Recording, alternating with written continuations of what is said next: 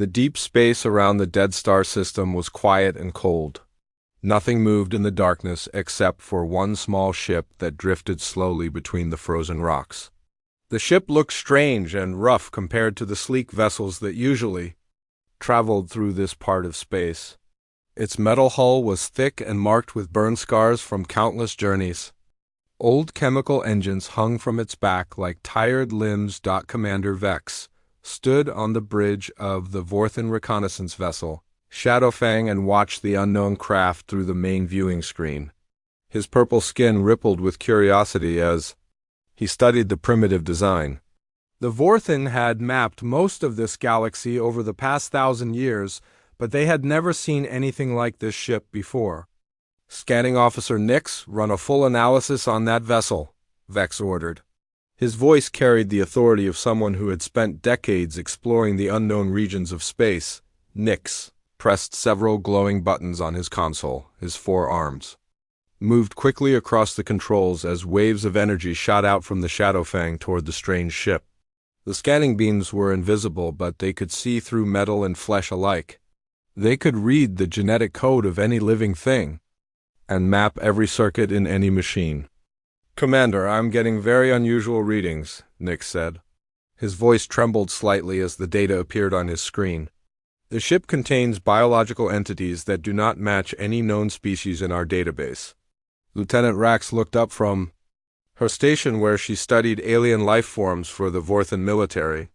Her large eyes grew wider as she read the scanning data. "Commander, these readings cannot be correct. The bone density measurements are impossible." Vex moved closer to look at the information flowing across the screens. The numbers made no sense. To him, according to the scans, the creatures inside the ship had bones that were stronger than most metals. Their muscle fibers showed power levels that could crush stone. Most disturbing of all, their brain patterns suggested a capacity for violence that went beyond anything the Vorthan had ever encountered. "Run the scan again," Vex commanded. "There must be an error in our equipment." Nix activated the scanners for a second time. The beam swept over the unknown ship and returned the same impossible data. The creatures inside were unlike anything in the galactic community. Their genetic code showed signs of intentional modification for warfare. Every part of their biology seemed designed for fighting and killing. "Sir, the genetic analysis suggests these beings have been adapting for combat for thousands of years," Rax reported. Her voice was barely above a whisper. "Their entire evolutionary path appears focused on warfare and survival in hostile environments." Inside the human ship Perseverance, Captain Marcus Webb sat in his command chair and watched the scanner readings on his own instruments. His weathered face showed no emotion, but his crew could see the tension in his shoulders. They were deep. Space miners returning from a successful expedition when the alien ship had appeared. "Captain, they are scanning us again," reported his navigation officer, Tom Barnes. "The energy signature is much stronger this time," Webb nodded slowly. He had served in Earth's deep space navy before becoming a mining captain. He knew what military scanners looked like, and these aliens were definitely military. The fact that they were scanning twice meant they had found something that interested them. "Lisa, power up the engines, but keep it quiet," Webb ordered his engineer. "If we need to run, I want to be ready." Engineer Lisa Park's fingers danced over her controls as she brought the ship's fusion engines online. The Perseverance was old, but it was built tough like everything else that came from human space. It could outrun most ships if it had to, back on the Shadowfang. Commander Vex studied the scan results with growing fascination. These creatures called themselves humans according to the ship's computer files that his scanners had read.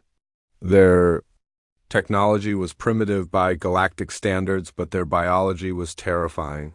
"Commander, look at this," Nix said as he pointed to a section of data on his screen. "Their nervous system shows adaptation for combat reflexes that are 10 times faster than our own.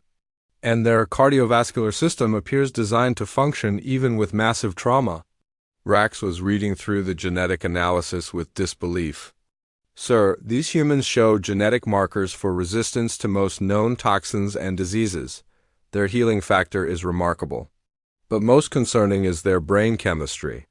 They appear to have evolved specific neural pathways for tactical thinking and group combat coordination. Vex felt a chill run down his spine. The Vorthan Empire consisted of 12 peaceful species that had joined together through diplomacy and trade. They had superior technology and controlled vast regions of space, but they had never encountered a species that seemed designed for war. "Sir, the human ship is powering up its engines," reported the sensor operator. "They appear to be preparing to flee." Vex watched as the primitive human vessel began to move with surprising grace. Despite its rough appearance, the ship handled like it was built by people who understood space combat. Its movement pattern suggested that its crew had military training.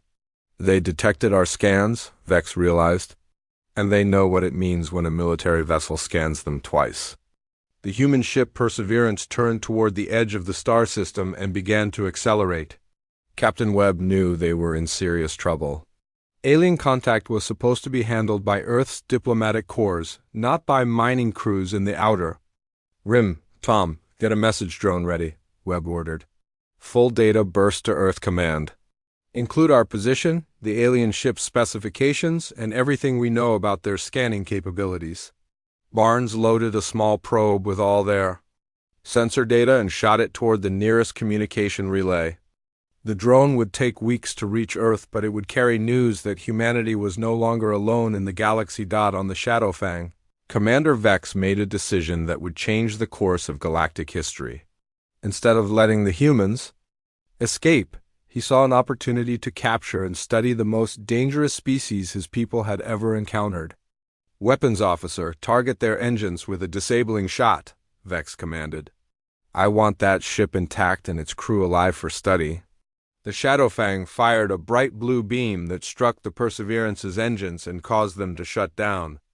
The human ship drifted helplessly in space as Vorthan boarding shuttles launched from the larger vessel. Captain Webb watched the alien shuttles approach and knew his crew was about to become prisoners. But he also knew that his message drone was already racing toward Earth with news of this first contact. Earth Command would learn what had happened to them. "All hands, prepare for boarding," Webb announced over the ship's communication system. "Remember your training and give them nothing." As the Vorthan soldiers cut through the Perseverance's airlock, they had no idea what they had just started. They thought they were capturing a few primitive aliens for scientific study. They did not know they had just declared war on a species that had never known peace. The scan that had revealed humanity's secrets was already spreading through Vorthan computer networks. Soon, other species would learn that there was something new and dangerous loose in the galaxy, something that had evolved not for peace and cooperation, but for endless war. Commander Vex smiled as his soldiers reported the successful capture of the human crew. He believed he had made a great discovery that would advance Vorthan science and secure his place in history. He had no way of knowing that his decision would bring the full fury of humanity down upon his empire. The Vorthan research station Nexus Prime floated in the darkness between two gas giant planets. The massive structure was home to the Empire's most advanced scientific laboratories, and it was here that Dr. Kell conducted her experiments on alien life forms. She had studied hundreds of species over her long career, but nothing had prepared her for the humans. Captain Marcus Webb and his crew of 12 miners sat in containment cells made of the strongest materials the Vorthan could create. The walls were designed to hold beings with 10 times normal strength, but Dr. Kell was not taking any chances. She had read the scan data and knew these creatures were dangerous. Subject 1 shows remarkable adaptation to environmental stress. Dr. Kell spoke into her recording device as she watched Webb through the observation window. When subjected to temperature variations that would kill most species, the human body simply adjusts its metabolism. Webb sat calmly in his cell and stared back at the alien scientist. His weathered face showed no fear, even though he knew he was probably going to die in this place. He had been a soldier before becoming a miner, and he understood what capture meant. Engineer Lisa Park was in the cell next to Webb's, and she could hear the aliens talking in their strange musical language. Every few hours they would take one of the crew members away for testing. So far everyone had returned, but she could see the fear growing in their eyes. Dr. Kell moved to another observation room where Navigation Officer Tom Barnes was strapped to a medical table. Vorthan technicians attached sensors to his head while machines hummed and beeped around him. The aliens were trying to read his thoughts, but human minds were proving difficult to penetrate. "The neural pathways are unlike anything we have encountered," reported Dr. Kell's assistant. "Their thought patterns seem designed to resist psychic intrusion. It is as if their minds have natural defenses against mental attacks." Dr. Kell frowned as she studied the brain scans. Every species the Vorthan had met could be easily read with their psychic technology. The ability to share thoughts and emotions was considered a sign of advanced civilization. But humans seemed to have evolved mental barriers that kept their thoughts private. 3 days after the capture, Dr. Kell decided to test the humans' combat abilities. She moved Webb to a larger chamber, filled with holographic projectors, and told him to defend himself against simulated attackers. What happened next shocked every Vorthan scientist who witnessed it. Webb moved like liquid death through the holographic enemies. His body flowed from one fighting stance to another with practiced ease. He used everything in the room as a weapon and showed tactical awareness that suggested years of military training. When the simulation ended, he was breathing normally, while dozens of holographic corpses lay around him. "Run the simulation again with 10 times more opponents," Dr. Kell ordered. She could not believe what she had just seen. Webb fought the second wave of enemies with the same calm efficiency. He seemed to know exactly where each attack would come from and how to counter it. His movements were not random or instinctive. They followed patterns that suggested his entire species had been studying warfare for generations. Meanwhile, far across the galaxy, Admiral Diana Cross stood in the command center of Earth's deep space defense.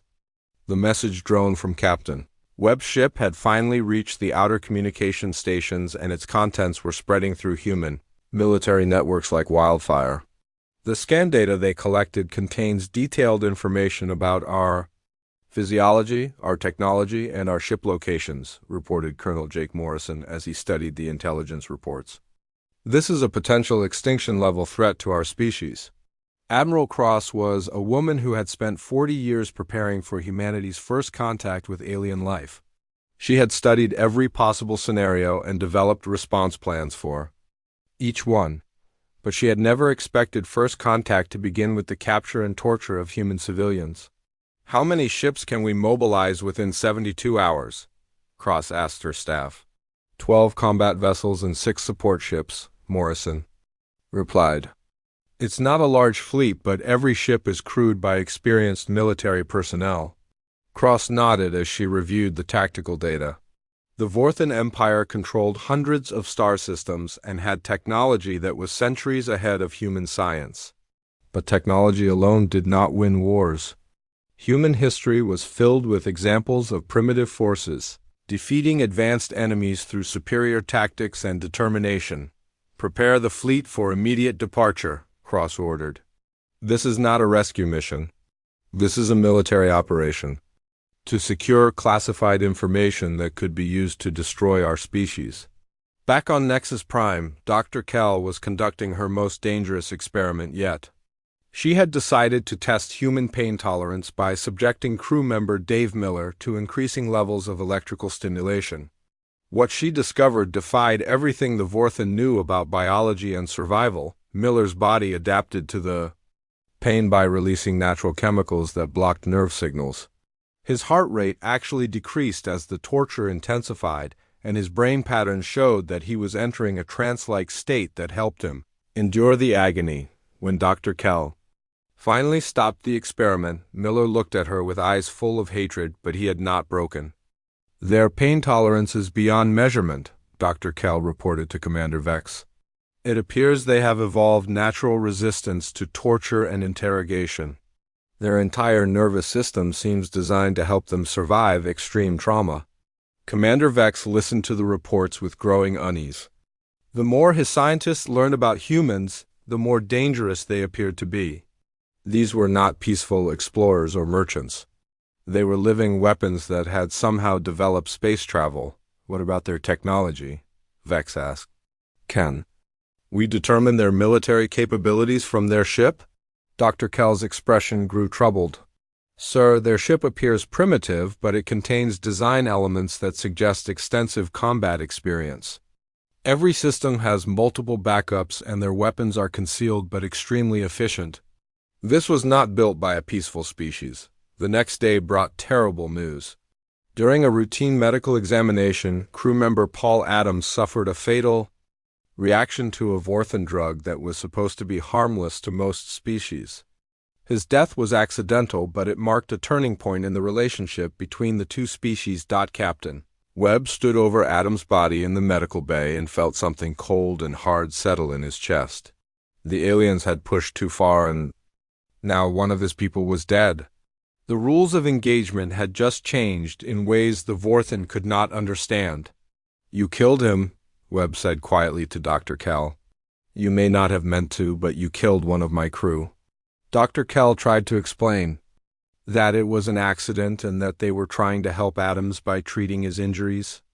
But Webb was no longer listening to her words. He was thinking about the message drone that had carried news of their capture back to Earth and wondering how long it would take for help to arrive. The Vorthan had no way of knowing that human military doctrine included one absolute rule that had never been broken in their entire history. No matter the cost, no matter the odds, humans never abandoned their own people. The death of Paul Adams had just guaranteed that Admiral Cross would come for them with everything she had. Dr. Kell returned to her laboratory and tried to focus on her research, but she could not shake the feeling that she had made a terrible mistake. The look in Webb's eyes when he saw Adam's body was unlike anything she had ever seen. It was not grief or anger, but something much more dangerous. It was the look of a predator that had just decided to hunt. 3 star systems away, Admiral Cross received the news of Adam's death through encrypted channels that the Vorthan could not intercept. Her fleet was already moving toward Vorthan space, but now their mission had changed from rescue to something much more serious. The Vorthan Empire was about to learn what happened when someone killed a human being. The edge of Vorthan space was marked by a line of sensor buoys that watched for intruders and pirates. The peaceful empire had maintained these defenses for centuries, but they had never been tested by a truly hostile force. Admiral Thorne commanded the patrol fleet that protected this sector, and he was confident that his advanced ships could handle any threat. The human fleet appeared on his sensors, like ghosts materializing from the darkness. 12 ships emerged from faster-than-light travel in perfect formation and began moving toward the Vorthan border.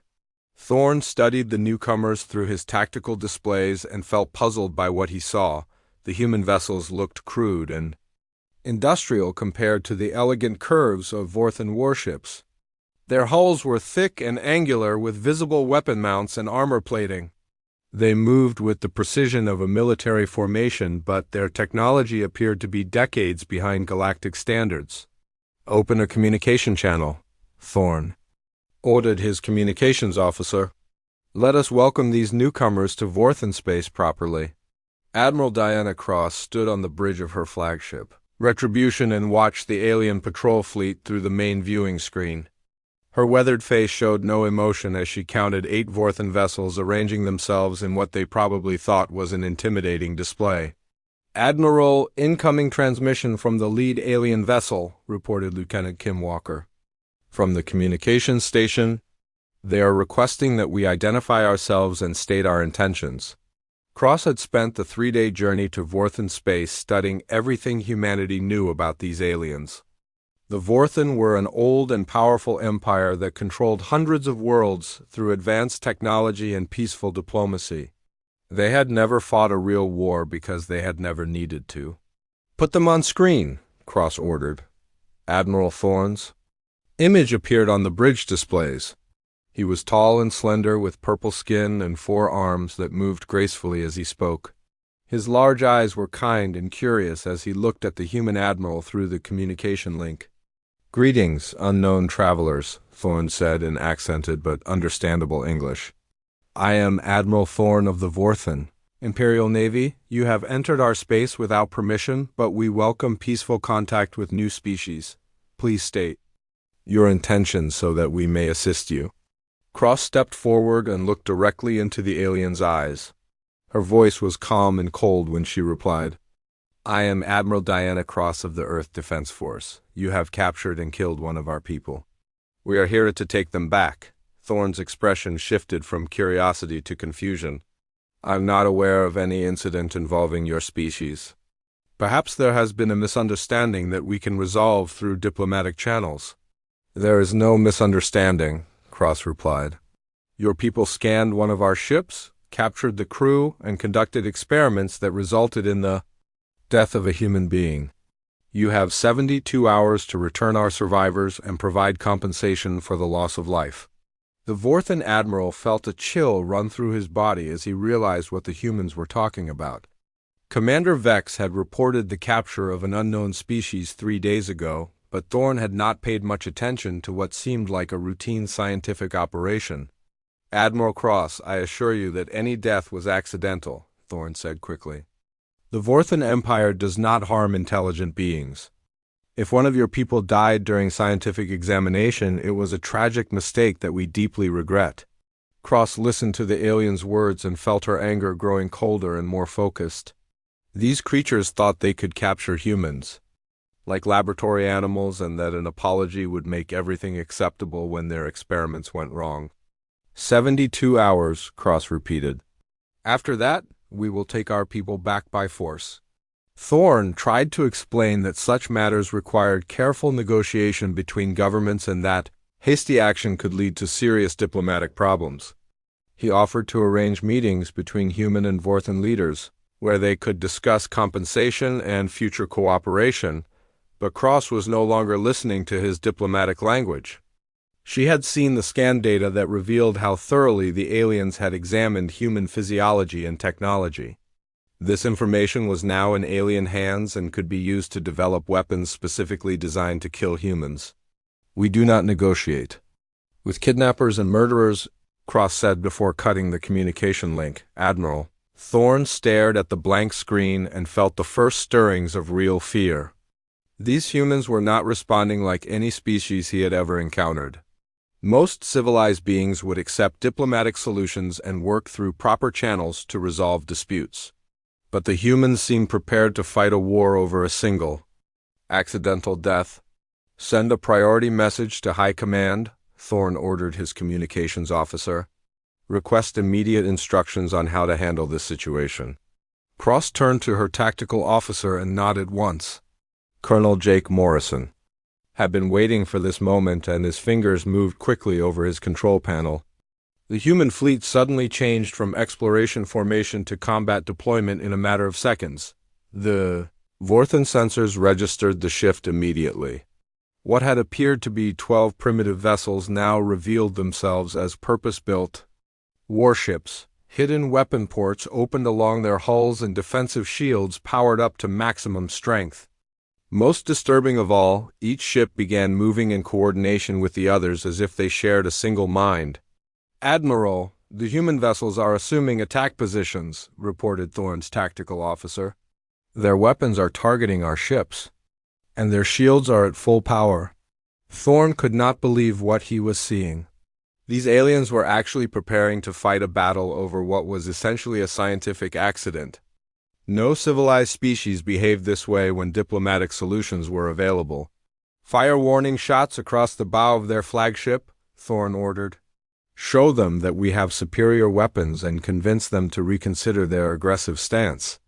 The Vorthen ships fired bright blue energy beams that passed harmlessly in front of the human fleet. It was a traditional display meant to demonstrate superior firepower without actually causing damage. In galactic politics, such shows of force usually convinced aggressive species to back down and negotiate, but humans did not recognize warning shots. They had been fighting wars for thousands of years, and they knew that when someone pointed weapons at you and fired, they were trying to kill you. Admiral Cross watched the alien energy beams flash past her ship and felt something cold and hard settle in her chest. The aliens had just opened fire on human vessels in what could only be interpreted as a hostile act. All ships, weapons-free, cross-commanded over the fleet communication channel. Target their engines and weapon systems. I want them disabled, not destroyed. The human fleet opened fire with weapons that had been hidden beneath false hull. Plating. Railguns that fired metal slugs at impossible speeds, plasma cannons that could melt through armor, and missile systems that launched smart warheads, capable of tracking their targets. The Vorthan shields held for exactly 37 seconds before the concentrated human firepower overwhelmed their defensive systems. Admiral Thorne watched in horror as his flagship's weapons were destroyed by precise shots that demonstrated tactical knowledge far beyond what primitive technology should allow. How are they doing this? Thorne shouted as his ship shook under another barrage of human weapons fire. Their technology is centuries behind ours, but they fight like they have been studying warfare their entire lives. The human ships moved through the Vorthan formation like predators among prey. Each vessel fought as part of a coordinated whole, covering weaknesses and supporting attacks with precision that spoke of endless training and preparation. When Vorthan ships tried to retreat, human vessels were already positioned to cut off their escape routes. Captain Rita Stone commanded the destroyer Vengeance, and she led her ship directly toward Admiral Thorne's crippled flagship. Her orders were to capture the alien command crew and gather intelligence about Vorthan military capabilities and the location of their research stations. "Prepare boarding parties," Stone ordered as her ship pulled alongside the disabled Vorthan vessel. "Full combat gear, and assume the aliens will resist with advanced weapons." The human marines who cut through the Vorthan airlock were armored like medieval knights, but they carried weapons that could punch holes through starship hulls. They moved through the alien corridors with practiced efficiency and encountered resistance that melted away before their superior training and equipment. Admiral Thorne found himself face to face with creatures that looked like demons from his species' ancient nightmares. The humans were shorter than Vorthan, but they moved with deadly grace and their eyes held no mercy or compassion. When they spoke, their voices carried the authority of beings who had never known defeat. "Where are our people?" Captain Stone demanded, as her marines secured the Vorthan bridge. "And where is the scan data your ships collected from our vessel?" Thorne tried to explain that he did not have authority to release prisoners or classified information without proper authorization from his government. But when he looked into the human captain's eyes, he realized that she was not interested in bureaucratic procedures. The battle was over in less than 20 minutes. 8 Vorthan warships had been disabled or captured by 12 human vessels that should not have been able to challenge their advanced technology. The humans had demonstrated tactical superiority. That spoke of a species raised for warfare. As Admiral Cross reviewed the battle reports, she knew this was only the beginning. The Vorthan were not the real threat. Somewhere in the galaxy, other species were learning about humanity through the scan data that revealed their strengths and weaknesses. The war for human survival had just begun. The Vorthan homeworld of Zelthara had known peace for over 1,000 years. Its beautiful cities stretched across continents, covered in gardens and universities where the greatest minds in the galaxy gathered to share knowledge. Emergency Council leader Zeth had never expected to receive reports of military defeat from the outer systems. "Say that again slowly," Zeth commanded as she stared at the communication officer who had delivered the impossible news. "Are you telling me that 12 primitive vessels defeated Admiral Thorne's entire patrol fleet?" The young officer's hands trembled as he repeated the battle reports. "Yes, Council Leader. The humans disabled or captured 8 of our most advanced warships in less than 20 minutes. Admiral Thorne is requesting immediate reinforcements and authorization to use heavy weapons." Zeth felt the world spinning around her as she tried to process this information. The Vorthan Empire had the most advanced military technology in the galaxy. Their ships were protected by shields that could stop nuclear weapons and armed with energy cannons that could destroy entire cities. How could primitive aliens defeat such vessels? "Bring me all intelligence reports on these humans immediately." Zeth ordered her staff. I want to know everything about their capabilities and their intentions. Across the galaxy, the research station Nexus Prime was in chaos as news of the battle reached Dr. Kell and her scientific team. The alien species they had been studying, as primitive specimens, had just proven themselves capable of challenging the might of the Vorthan Empire. Dr. Kell stood in the observation deck and watched Captain Marcus Webb through the reinforced viewing window. The human prisoner sat calmly in his cell and seemed completely unsurprised by the news that his people had come for him. There was something in his eyes that suggested he had been expecting this rescue all along. "Doctor, the human prisoners are requesting to speak with you," reported her assistant. "Captain Webb says he has information that might help us understand what is happening." Dr. Kell entered the containment area with a full security escort, but she felt more afraid of the lone human than she had ever been of any dangerous creature. Webb looked at her with eyes that held the wisdom of someone who had seen too much violence and survived too many battles. "Your people are in serious trouble," Webb said quietly. "You scanned us, and that means you know things about humanity that we cannot allow to spread through the galaxy?" Dr. Kell tried to maintain her scientific composure, but she could hear the threat in the human's calm voice. "Captain Webb, we are researchers, not warriors. We study new species to advance galactic knowledge and promote peaceful contact between civilizations." Webb almost smiled at her words. "Doctor, you have been studying the wrong species if you think we are peaceful. Humans have been fighting wars since we learned to make tools. We have never known a generation without conflict, and we have never met an enemy we could not defeat." The human captain's words sent chills through Dr. Kell's body as she remembered the scan data that had started this entire crisis. The genetic analysis had shown adaptation for warfare going back thousands of years. The neural pathways suggested tactical thinking that spanned entire civilizations. But she had not understood what it meant until now. "You are saying your entire species is military?" Dr. Kell asked with growing horror. "Every human is a soldier," Webb replied. "Some of us serve in the military and some of us mine asteroids or explore space, but we are all trained for war from childhood. It is how we survived on a world that was trying to kill us, and it is how we will survive in a galaxy that sees us as a threat." On the Vorthan homeworld, Council Leader Zeth was reading intelligence reports that painted an increasingly terrifying picture of humanity. The scan data from Captain Webb's ship had been analyzed by the Empire's best scientists, and their conclusions defied everything the Vorthan knew about evolution and civilization. According to this analysis, humans have been in a state of continuous warfare for their entire recorded history, reported Chief Intelligence Officer Nal. Their technology, their biology, and their social structures are all designed around the concept of perpetual conflict. Zeth studied the genetic data that showed human adaptation for combat, trauma resistance, and tactical thinking. This cannot be accurate. No species could survive constant warfare for thousands of years without destroying itself. That is what makes them so dangerous, Nal replied. They did not just survive constant warfare, they used it to become stronger. Every war taught them new ways to fight, and every enemy showed them new weaknesses to exploit. They have turned survival into an art form. The intelligence reports included analysis of human technology that revealed designs focused on durability and effectiveness rather than elegance or efficiency. Their ships were built to take damage and keep fighting. Their weapons were designed to work in any environment under any conditions. Even their civilian vessels carried military-grade systems.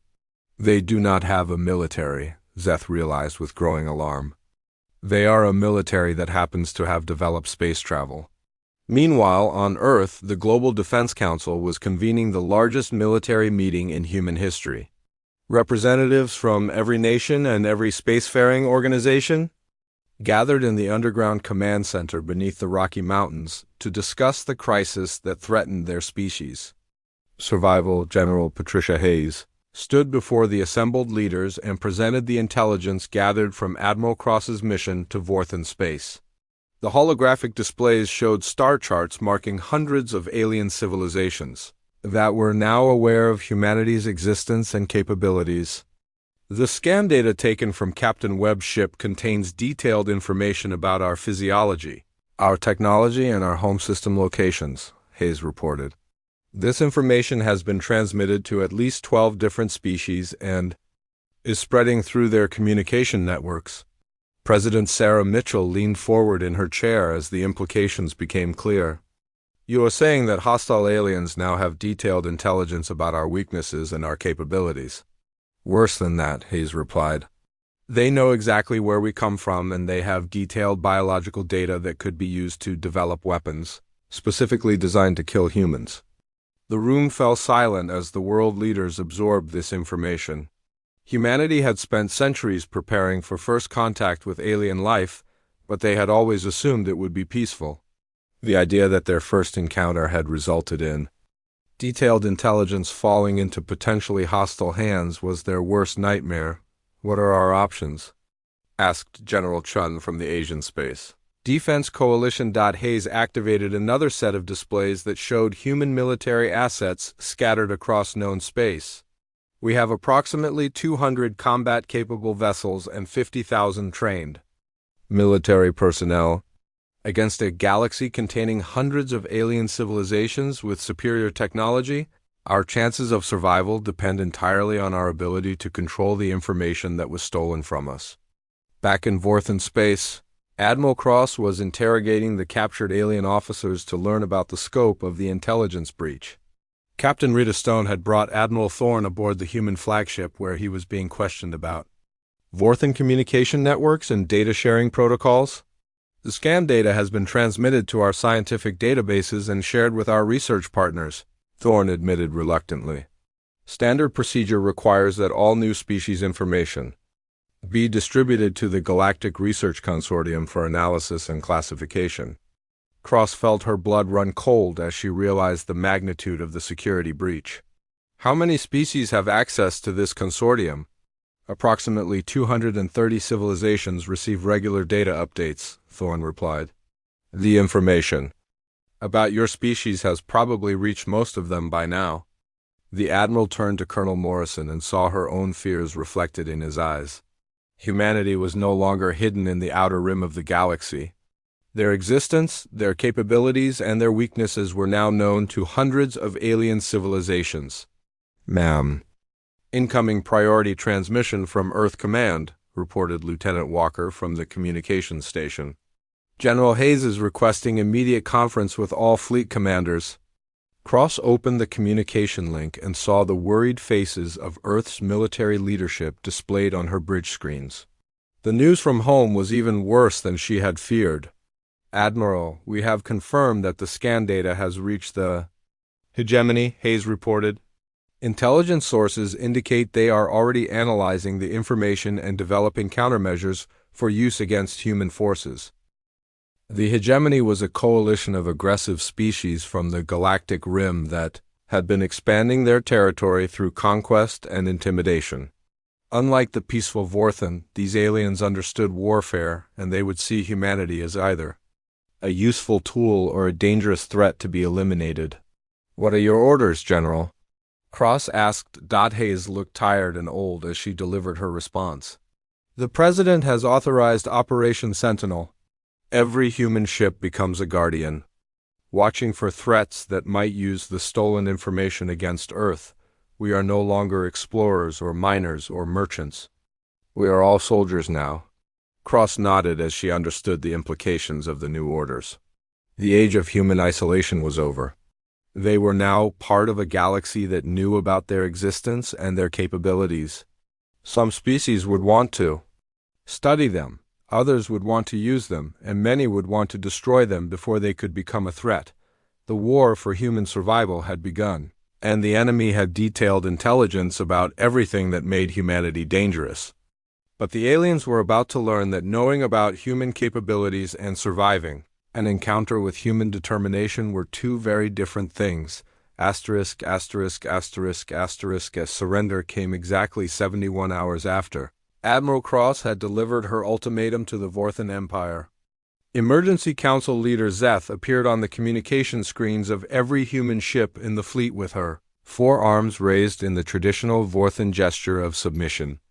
Admiral Cross, the Vorthan Empire formally surrenders to your forces, Zeth announced with a voice that trembled with fear and shame. We will release all human prisoners and provide any assistance you require to resolve this crisis peacefully. Cross stood on the bridge of her flagship and studied the alien leaders. Face. After 3 days of analyzing Vorthan communications and interrogating their captured officers, she had come to understand that these creatures were not evil. They were simply naive in ways that could prove fatal to humanity. Council Leader Zeth, I appreciate your surrender, but it does not solve our problem, Cross replied. The scan data about human capabilities has been transmitted throughout your communication networks. We need every copy of that information destroyed, and we need intelligence about every species that has received it. Zeth nodded quickly and began transmitting data files to the human fleet. We are providing complete access to our research databases and communication logs. Every piece of information about your species will be deleted from Vorthan systems immediately. But Cross knew the damage had already been done. The scan data had spread through galactic networks like a virus and was now in the hands of species. That would not be as cooperative as the terrified Vorthan. Some of those species would see humanity as a threat to be eliminated before it could grow stronger. Captain Marcus Webb and his surviving crew were finally rescued from the research station Nexus Prime after 4 days of captivity. The mining. Captain was thinner and marked with the scars of alien experiments, but his eyes still held the determination that had kept him alive. Captain, what did they learn about us? Cross asked as Webb was brought aboard her flagship for debriefing. Webb's expression was grim as he delivered his report. Everything, Admiral. They scanned our genetics, our neural patterns, our physical capabilities, and our technology. They know our strengths and they know our weaknesses. Worse than that, they understand what we are. Dr. Kell had been brought from the research station to help the humans understand the scope of the intelligence. Breach. The Vorthan scientists stood in the human briefing room surrounded by armed guards and tried to explain the galactic implications of her research. The scam data has been distributed to over 200 species through the Galactic Research Consortium. Dr. Kell reported, most of them are peaceful civilizations that will view humans as an interesting scientific discovery, but some of the recipients are known to be aggressive and territorial. Colonel Morrison studied the list of species that had received the human intelligence and felt his blood run cold when he saw certain names. The hegemony got the data 2 days ago. They have military fleets in 47 star systems, and they specialize in conquering pre-space civilizations. Cross turned to study the star charts that showed the location of Earth relative to known hegemony territories. The aggressive aliens were only 6 months away at faster-than-light speeds, and they now had detailed information about human capabilities and weaknesses. What do we know about hegemony military doctrine? Cross asked Dr. Kell. The Vorthan scientist's expression grew even more worried. They prefer to strike first against potential threats. If they view humanity as dangerous, they will attempt to destroy your home world before you can develop better defenses. The briefing was interrupted by an urgent communication from Earth. General Hayes appeared on the bridge screens with news that confirmed everyone's worst fears about the galactic situation. Admiral, our intelligence networks have detected massive hegemony fleet movements in sectors 7 through 12, Hayes reported. They are assembling the largest military force seen in this galaxy for over a century. Target appears to be the Sol system. Cross felt the weight of her species' survival settling on her shoulders as she realized the magnitude of the threat they were facing. The hegemony was coming with enough ships to sterilize every planet in human space, and they had detailed intelligence about how to fight human forces effectively. What are our defensive capabilities? Cross asked. 200 combat vessels, 50,000 military personnel, and whatever civilian ships we can convert to military use, Hayes replied. Against a hegemony battle fleet, our chances of survival are approximately 12%. But Cross had not spent 40 years in the military to give up when the odds were against her. She turned to Dr. Kell and saw an opportunity that might save her species from extinction. Doctor, you understand Vorthan technology better than anyone. Is there any way we can level the playing field against the hegemony? Dr. Kell considered the question carefully. The Vorthan Empire has defensive technologies that could protect your home system. Our shield generators and energy weapons are centuries ahead of current human capabilities. But sharing such technology would violate dozens of galactic treaties. The treaties do not matter if humanity is extinct, Cross pointed out. Will your people help us defend ourselves? Council leader Zeth had been listening to the conversation, and she realized that the Vorthan Empire was facing a choice that would define their civilization for centuries to come. They could follow galactic law and watch humanity be destroyed. Or they could violate those laws and help a dangerous but remarkable species survive. Admiral Cross, the Vorthan Empire will provide you with all the military technology and support we can offer, Zeph announced. We created this crisis through our careless actions, and we will help you survive it. The alliance between humanity and the Vorthan Empire was formalized in less than 6 hours as both species worked frantically to prepare defenses against the coming hegemony assault. Human ships were equipped with advanced alien shields and weapons, while Vorthan vessels were integrated into human tactical formations, but Cross knew that technology alone would not save them. The hegemony had superior numbers, and they had studied human weaknesses through the stolen scan data. The only advantage humanity possessed was their understanding of warfare and their willingness to fight against impossible odds. All fleet commanders, this is Admiral Cross. She announced over the communication networks that now connected human and Vorthan forces. Operation Sentinel is now in effect. Every ship becomes a guardian watching for threats against Earth. We are no longer separate nations or species. We are allies fighting for survival. The joint fleet spread out across known space to establish early warning stations and intercept points that would give Earth maximum protection against the coming assault. Human tactical knowledge was combined with Vorthan technology to create defensive positions that neither species could have built alone. Captain Rita Stone commanded a mixed force of human and Vorthan vessels assigned to guard the outer approaches to Sol System. Her ships were positioned near a dead star system that provided perfect cover for detecting incoming fleets, while remaining hidden from enemy sensors. Captain, long-range sensors are detecting multiple fleet movements in the hegemony territories, reported her tactical officer. Looks like they are staging for a major offensive. Stone studied the sensor data and saw the confirmation of everyone's worst fears. The hegemony was bringing everything they had to destroy humanity before the dangerous species could become a galactic threat. But they had made one critical mistake in their planning. They thought they were fighting humans. They did not realize they were fighting an alliance between the galaxy's most dangerous warrior species and its most advanced technological civilization. The hegemony had studied human weaknesses, but they had not accounted for Vorthan's strengths. Send a message to Admiral Cross, Stone ordered. Tell her the enemy is coming and we are ready for them. Deep in space, far from any star or planet, a hegemony strike fleet prepared for the assault that would eliminate humanity from the galaxy forever. Their ships were armed with weapons specifically designed to exploit human biological weaknesses, discovered through the stolen scan data, but Admiral Vask, the hegemony fleet commander, had no way of knowing that his intelligence was already obsolete. The humans were no longer alone, and they were no longer limited to primitive technology. They had allies now, and they had learned to combine their natural tactical abilities with advanced alien science. The war for human survival was about to begin, and both sides believed they held the advantage. But in the darkness between the stars, human ships waited with the patience of predators while their Vorthan allies prepared weapons that could crack planets. The galaxy was about to learn what happened when someone threatened a species that had never known peace and had just found friends willing to help them fight.